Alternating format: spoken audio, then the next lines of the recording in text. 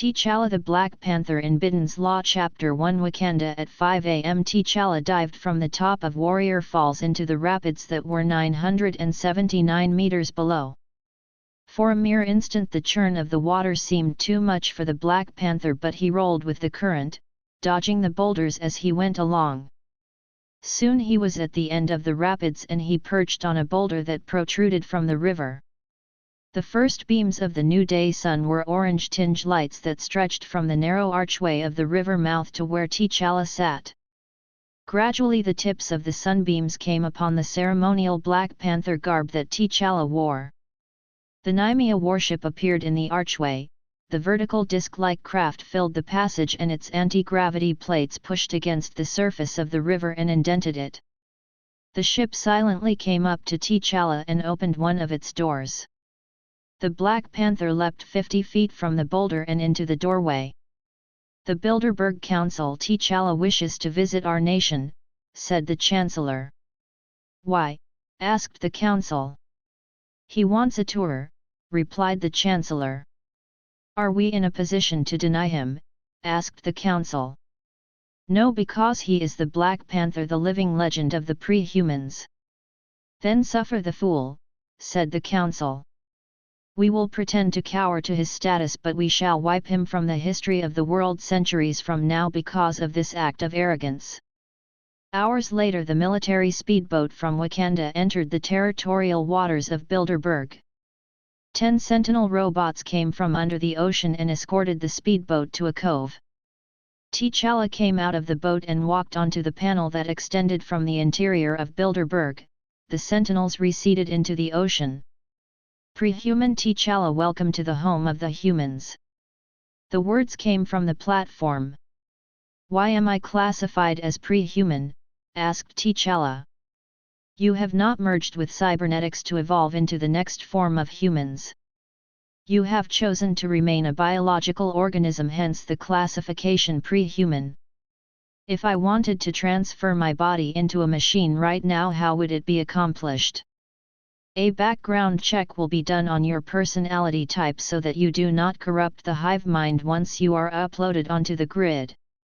The next stage will be separation of your brain from the flesh body and then transcendence. What happens to the flesh body? Incinerated." T'Challa came to the end of the platform and he beheld the strangeness of the country. Bilderberg's surface was entirely made from solar receptors. There was an absence of towers or any housing structures. It was just a flat surface and the only person on it was T'Challa.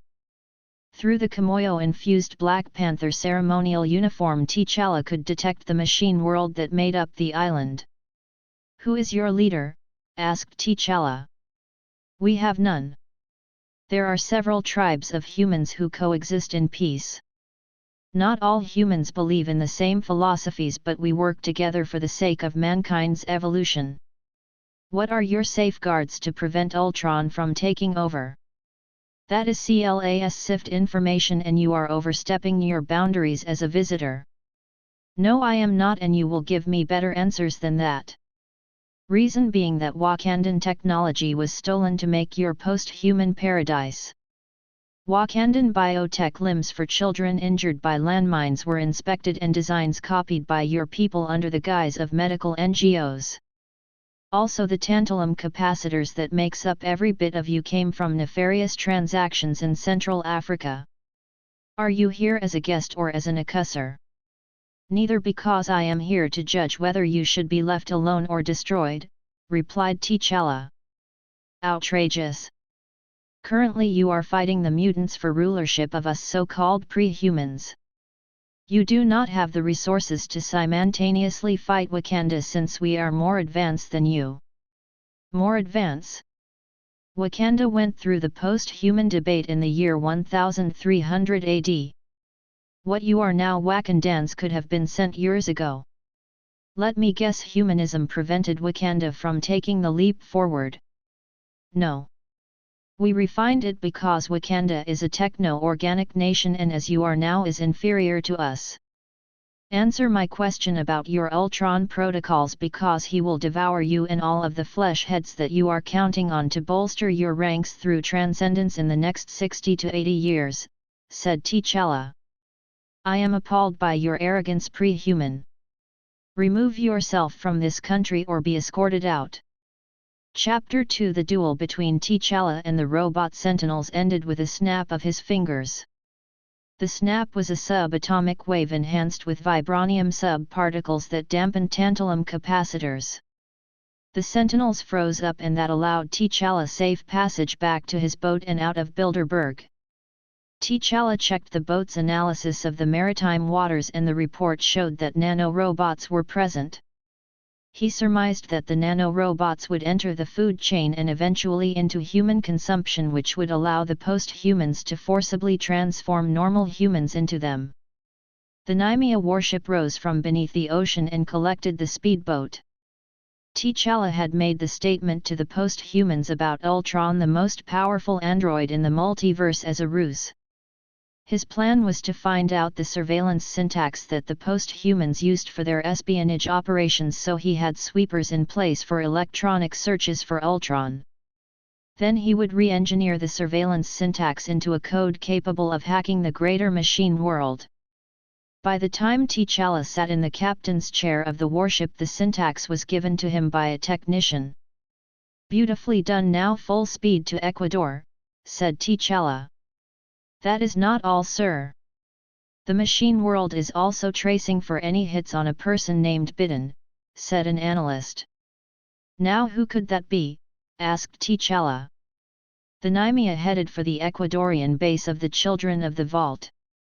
They were another group of post-humans that more leaned to partial biological machine mergers than their Bilderberg counterparts.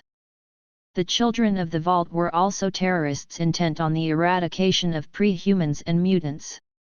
The base was previously a black ops site for mutant-killing machines, so the derelict forges jutted meaningfully out of the hollow hill that failed to conceal them due to battle damage from years gone by.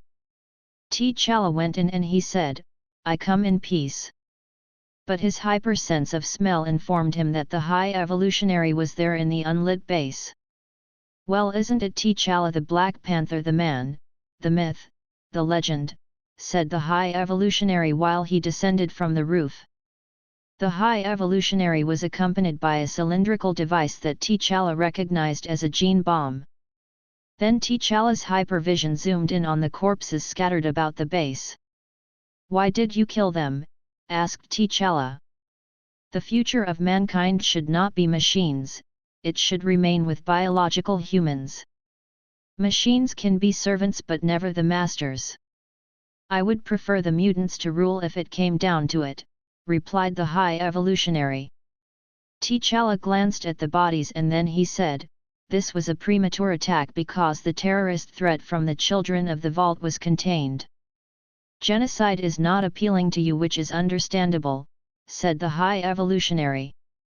Chapter 3. Bidden derived his name from the herbs around the abandoned railway tunnel where he isolated himself at times after his mutant ability manifested. He lived by the law of 3. He would only drain the melanin from 3 blacks every year in order for him to stay alive. He lived in various countries under the radar of the police, but someone still found him and invited him to meet at a recent convention. He remembered that someone touched his arm while he was in the crowd of the people at the convention, and it felt like a needle was pressed into his skin. Moments later 2 blacks had been drained and their albino bodies fell from his hands.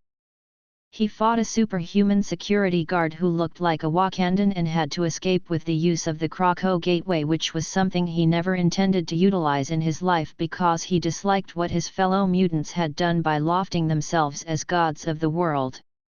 He had to track down the man who invited him to get answers. So Bidden meditated in the abandoned railway tunnel on the voices of 1 billion people on the planet. He heard each one distinctly and he focused on the one he recognized. Bidden floated out of the tunnel mouth and then flew faster than the speed of sound. The Nymea T'Challa brooded over the term genocide in regards to the machines. Were they people in the first place even though they were in robotic form? Killing them would not be like killing a horde of Ultron robots. He had hacked the Bilderberg Code and stumbled upon the outlining of a conspiracy that involved the Machine Nation, Moscow, and someone that T'Challa believed that Luke Cage would be better at handling than him.